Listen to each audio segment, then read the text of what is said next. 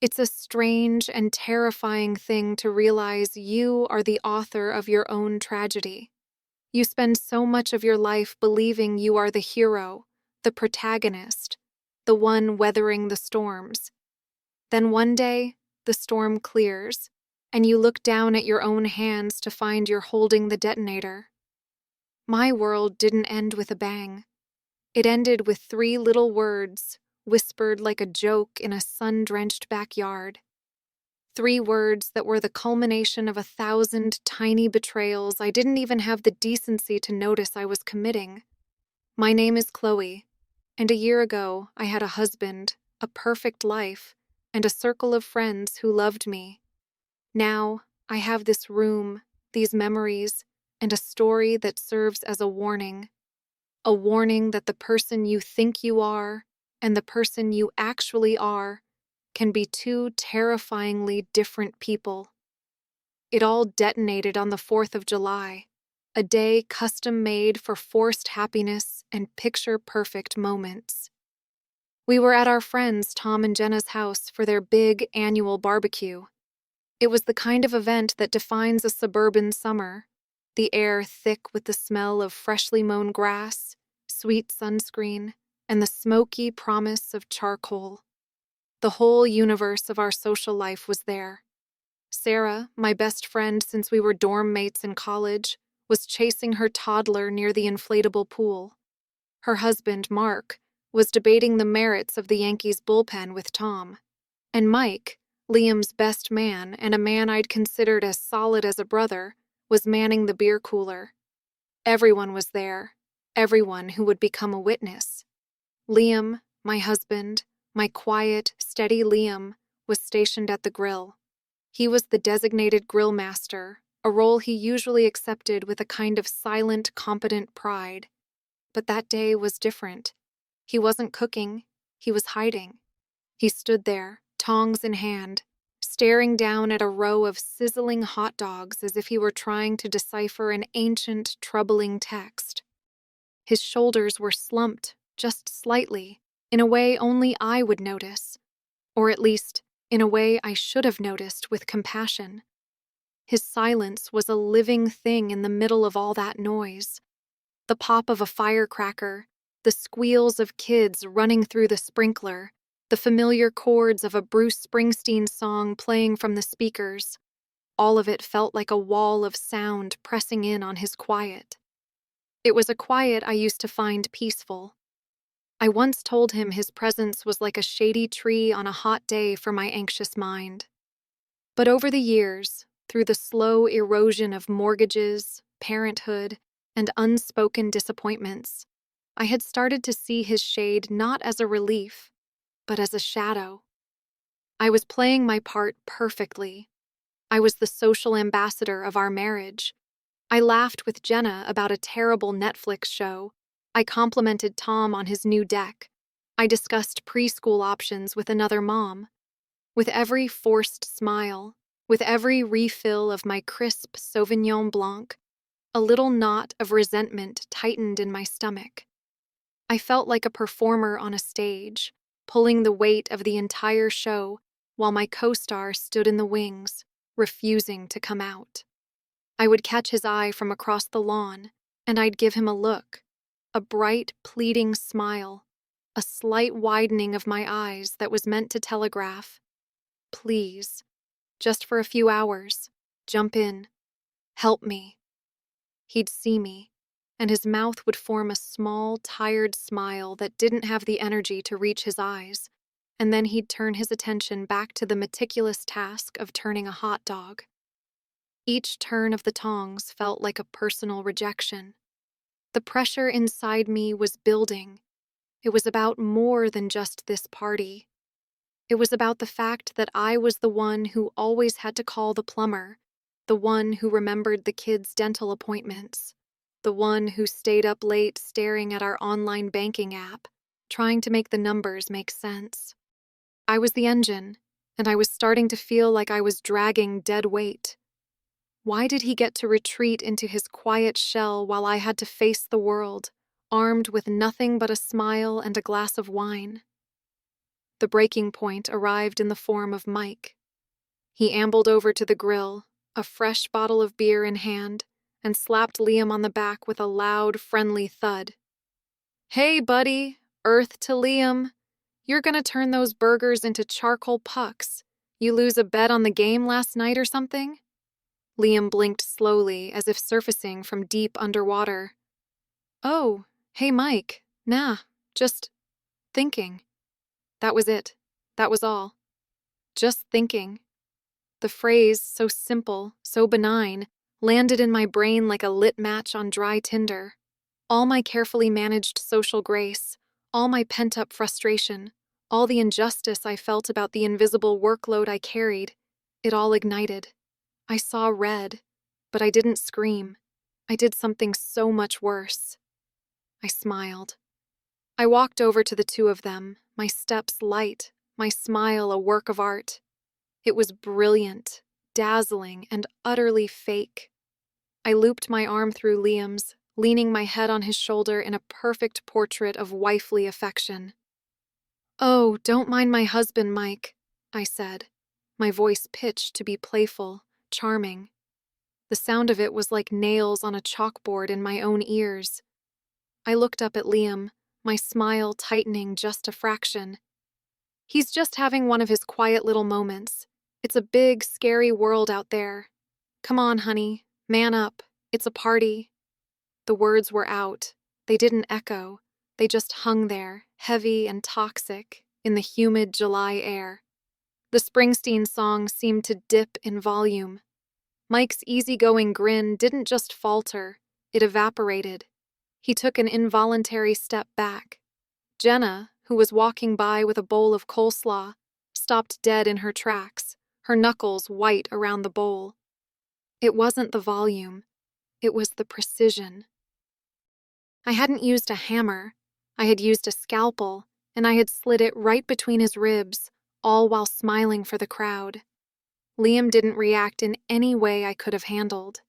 He didn't get angry, he didn't defend himself, he didn't even look sad. He just stilled. The life force seemed to drain out of him. He slowly, deliberately turned his head and looked at me. It wasn't a glare. It was a look of calm, quiet, clinical assessment. It was the look an expert gives to a piece of art they've just discovered is a forgery. It was a look of profound, devastating disappointment. It was the look of a man who suddenly realized that the person who was meant to be his home had just boarded up all the windows and doors from the inside. He said nothing, not one word. With an unnerving calmness, he gently unhooked my arm from his. He placed the grilling tongs with a soft metallic click on the grill's side table. Then he turned and walked away.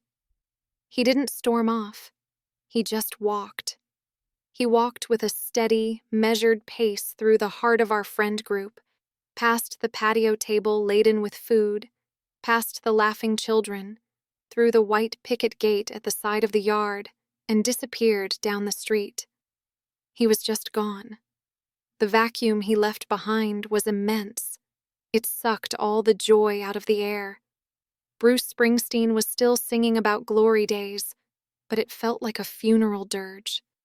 Everyone was looking at me, not with sympathy, not with confusion. They were looking at me with a kind of horrified clarity, as if I had just revealed a monstrous part of myself they had only suspected was there. Sarah rushed to my side, her face a mask of disbelief. "Chloe, for God's sake, what was that?" "What?" I tried to laugh, a brittle, ugly sound. My heart was a frantic bird beating against the cage of my ribs. It was a joke. You know how he gets. He's just being overly sensitive. But my defense sounded hollow even to my own ears. Nobody else was laughing. Nobody else was even smiling. They were all just looking at me. And in the collective gaze of my friends, I saw my story being written for me. I was not the stressed-out, hard-working wife. I was the cruel one. I was the bully. I was the woman who had publicly humiliated the kindest, gentlest man they all knew. That was the narrative that was hardening like cement in that sunny backyard. All I said was, "Man up." And in that instant, everyone, absolutely everyone, blamed me. Have you ever felt the temperature of a room drop because you were in it? It's a terrifying sensation. You can feel the invisible walls go up around you. You are suddenly, utterly alone, even in a crowd of people you've known for a decade. I tried to pretend, for a few agonizing minutes. I grabbed a chip and dipped it in guacamole, my hand shaking slightly. I asked Tom about his lawn care regimen, but every conversation was stilted. People would answer me in short, polite sentences, their eyes darting away, looking for any excuse to move on. I was a social leper. I had become the thing everyone would whisper about on their drive home. The shame was a physical thing, a hot flush that spread from my chest up to my face. I couldn't stay. I found Jenna, mumbled something about a headache, and fled. I walked through the same white picket gate. Liam's dark blue SUV was gone from its spot down the street. The drive home was 5 miles of the loudest silence I have ever experienced. The radio was playing some upbeat pop song, and it felt so grotesquely out of tune with the horror unfolding in my life that I snapped it off. The silence that replaced it was worse. It was filled with the replay of that moment. The look in Liam's eyes, the shock on Mike's face, the accusation in Sarah's. I pulled into our driveway, my hands clenched on the steering wheel. I expected him to be there. I was already preparing my speech, a speech of righteous indignation. How could he overreact like that?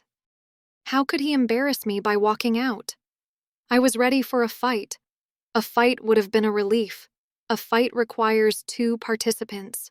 A fight would have meant he still cared enough to argue. But the house was empty, eerily still. His work boots weren't by the door. The mail was still on the counter where I'd left it. I walked through the quiet rooms, the silence amplifying my heartbeat. I sent him a text, my fingers fumbling. "Where are you?" A full hour passed, an hour where I paced our living room, alternating between rage and a cold, creeping dread. Finally, my phone buzzed. At Mike's. Just that. No emotion, no explanation. I typed back instantly. "Are you coming home?" I stared at the screen, waiting for the little 3 dots that would signal he was typing. They never appeared. 10 minutes later, I tried again. "Liam, this is absolutely ridiculous. It was a stupid joke. Stop being a martyr and come home so we can talk about this." No reply. The lack of response was a response in itself. It was a closed door, a locked gate. I couldn't sleep that night. I lay in our big, empty bed and stared at the ceiling, the case for my own defense crumbling piece by piece. Yes, he was being moody. But why? I had been so consumed with my own narrative of being the family workhorse that I hadn't stopped to consider his. I treated his inner life as an inconvenience. The next morning, the first person I called was Sarah. I needed my best friend, my ride or die. I needed her to tell me I was right, that Liam was being dramatic. "I just don't know what to do," I began, my voice already thick with self-pity. "He still isn't home. He's punishing me for one stupid comment." There was a long pause on the other end of the line, long enough for me to feel a prickle of unease. "Chloe," she finally said, and her voice wasn't warm and sympathetic. It was cautious. "It wasn't just a comment. The way you said it, the look on your face, it was designed to hurt him. You did it in front of everyone who loves him. You made him feel small." A hot flare of indignation shot through me. Small? Sarah, for God's sake, he's a 6'2" grown man. If he can't handle a little jab from his wife, what can he handle? "That's the point, Chloe. He handles everything. Her voice rose, losing its careful edge and gaining a frustrated one. He handles your anxiety about money. He handles it when you have a meltdown because the kids drew on the wall. He handles your family, who are not easy people. He handles everything, quietly, and you just keep adding more to his plate. That jab wasn't a jab. It was you telling him his way of handling things isn't good enough. We all see it. We've been seeing it for years. We all see it. There it was again. The jury was unanimous. It wasn't just in my head. My friends, our friends, had been watching me chip away at my own husband. The thought was nauseating. I always saw myself as the one holding us together, the glue. What if I wasn't the glue? What if I was the solvent, slowly dissolving everything around me? I hung up the phone without saying goodbye. The walls of my self-constructed reality were collapsing. I stumbled into the bathroom and looked at myself in the mirror. I didn't recognize the woman staring back. Her eyes were hard, her mouth set in a permanent line of grievance. When had I become her? When had I started confusing my husband's quiet strength for a character flaw I needed to fix? It's a terrifying thing to look in the mirror and realize you don't like the person you see. It makes you question every decision, every belief. Have you ever had a moment like that? A moment where the story you tell yourself about yourself is proven to be a complete and utter fiction? I started to spiral back in time. I remembered our first apartment, a tiny, drafty place with mismatched furniture. We were broke, but we were a team. I remembered him working 2 jobs so I could finish my degree, coming home exhausted but always asking about my day first. He was my biggest cheerleader. Where did that girl go? The one who admired him so deeply. When did she get replaced by this bitter, controlling stranger? I thought about the time, just last year, when my father was sick. I was a mess, falling apart at the seams.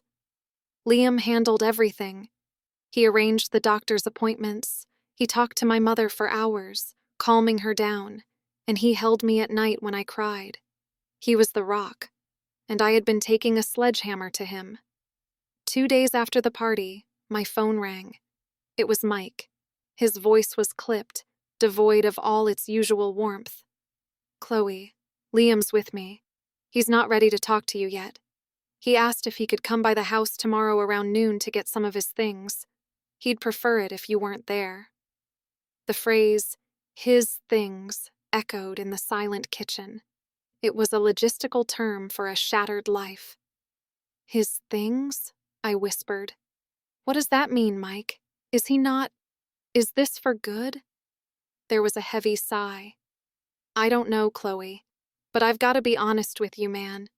The guy is a wreck. He's been a wreck for a long time. Do you have any idea, any clue at all what's been happening at his job?" "No," I admitted, shame washing over me in a cold wave. He never talked about work, and I never pressed. I was too busy talking about my own stress, our own bills. I never made room for his.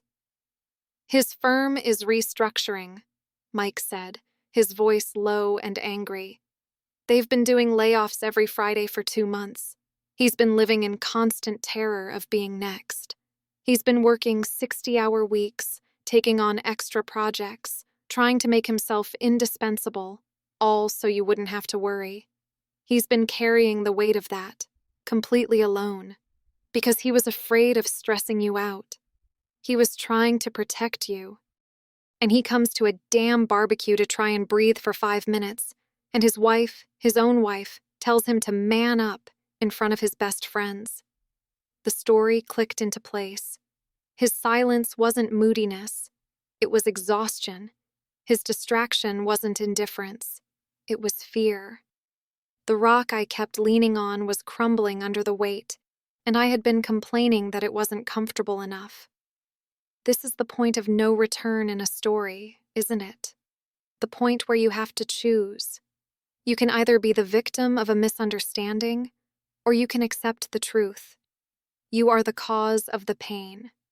You are the villain. I chose the truth. I told Mike that noon tomorrow was fine. I sat in my car in a Target parking lot for 3 hours the next day, just watching people go in and out, living their normal lives. I felt like I was from another planet. When I finally returned home, the change was subtle but seismic. His old leather jacket was gone from the hook by the door. The bookshelf had a gap where his favorite history books used to be. In the bathroom, his shaving kit was gone, and his toothbrush was missing from the holder next to mine. That little empty slot felt like a grave. He called me that evening. His voice wasn't angry, it was just empty. "I got my things," he said. "I know," I replied, my own voice a reedy whisper. "Liam, I am so sorry. I know about work now. Mike told me. There is no excuse for what I did. I was wrong. I was so horribly wrong." "I know you're sorry, Chloe," he said, and the calm in his voice was more chilling than any rage. "You're sorry today, but the core of the problem is still there. This wasn't a one-time thing. It was just the one that broke me." "But I can change," I insisted, tears finally breaking free and streaming down my face. "I see it now. I can be better. We can fix this." And then came the final, fatal blow, the words that ended my marriage. "You can't fix this with an apology," he said, his voice impossibly tired. "Because the problem isn't that you told me to man up. The problem, Chloe, is that on some level, you believe it. You look at me, at my quietness, and you see something that needs to be fixed. You don't respect the man I actually am. And I'm too tired to keep trying to be the man you think I should be. I'm done." He was right. That was the most devastating part. He was completely, utterly right. I had spent years trying to remold the very qualities I had first fallen in love with. "I've signed a 6-month lease on an apartment downtown," he continued, his voice a monotone. "We need space, real space. We'll figure out the kids. But we're done." The months that followed were a purgatory of logistics and loneliness. We created schedules for the kids. I learned how to be a single parent on my designated weeks. The house felt huge and empty. The silence was no longer a temporary state. It was the foundation of my new life. Our friends tried at first, but it was awkward. Dinners were tense. They were his friends too, and I was the one who had hurt him. The invitations dwindled. My social life withered and died. I started therapy. I went every Tuesday at 10 a.m. and unpacked the ugly contents of my soul. I learned about my need for control, my deep-seated fear of not being enough, which I projected onto him. I learned that I had been using my busyness and stress as a shield, an excuse to be unkind. I learned that strength isn't loud. Sometimes, strength is the quiet endurance of a man who works 60-hour weeks in fear, but still comes home and asks his kids about their day. Sometimes, strength is absorbing the anxieties of the people you love without complaint. Liam's strength was a deep, quiet river. I had spent years throwing stones in it, demanding it make bigger splashes. We met for coffee 6 months later. It was to finalize the parenting plan for the holidays. He looked better. The constant tension around his eyes was gone. He looked rested. He looked free. The sight of it was both a relief and a stab to the heart. I took a deep breath. "Liam," I started, my voice clear and low. "I know I have said I'm sorry 100 times, and I know it doesn't change anything, but I need to say something else. I respect you. Deeply. You are the kindest, most resilient, and strongest person I have ever known. I was just too broken and insecure to see it. And I am so sorry that I made you feel, for even 1 second, that you weren't more than enough. He looked at me across the small table, really looked at me, for the first time in what felt like a lifetime. The guarded, distant look was gone, and I saw a flicker of the boy I fell in love with. He gave a small, sad nod. "Thank you, Chloe," he said softly. I appreciate that. It wasn't forgiveness. It wasn't a reunion. The chasm between us was too wide to cross, but it was something. It was a moment of grace, a moment of peace. That's where our story ends. There is no magical reconciliation. I live in the world that I broke. I'm still in therapy. I'm learning to be a better person, a better mother. I'm learning to find strength in my own quiet. But the loneliness is a constant companion. It's the price I paid for my blindness. So I guess this is my warning. Look at the rocks in your life. The quiet partners, the steady friends, the ones who are always there. Don't ever, ever mistake their calm for apathy or their kindness for weakness. That quiet is the sound of them carrying things for you. It is a sacred trust, and it is more fragile than you could ever imagine. Ask yourself this: are you appreciating the strength of the people who hold you up? Or are you, day by day, word by word, slowly dismantling it? Because I didn't ask myself that question until it was far, far too late, and it cost me everything.